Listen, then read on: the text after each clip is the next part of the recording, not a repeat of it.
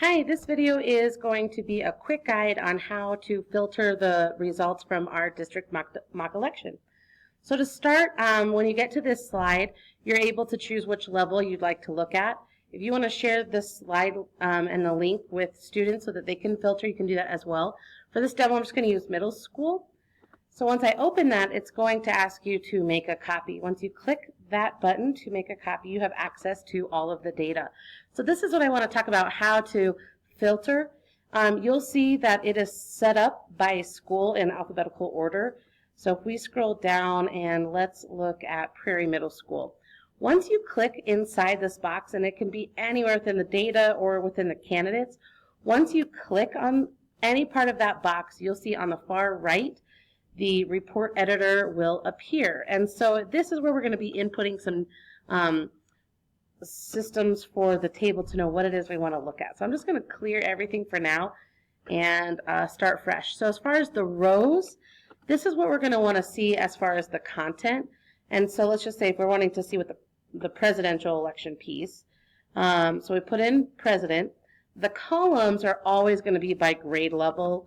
So in this case, we're going to see 6th, 7th, and 8th grade.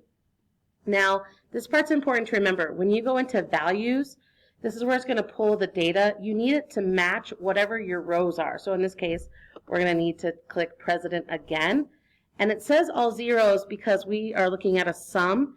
And what we need to do is change that to count A. That's an important piece. Once you have count A, you've got all of the data filtered by grade level for that school.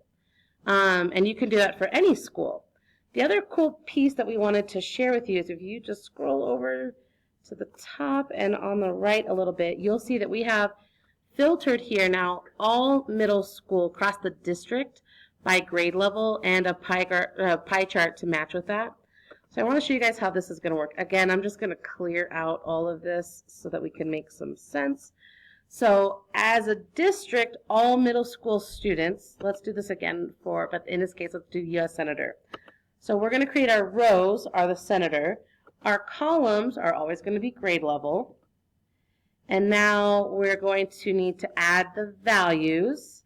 We're looking at senator, and we need to change from sum, and we need to put it as count A. So now we've just grabbed all of our data and looked at how all middle school students voted by grade level about the Senate race.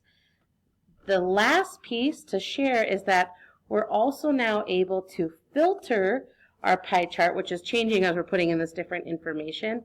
If we are looking at grade level, if you're wanting to see how just 8th grade, we can take out the other grades and filter just by grade level, and our pie chart should also then mirror that. So hope you and your students enjoy looking at the results of our district and have some great conversations. Hope you have a great day.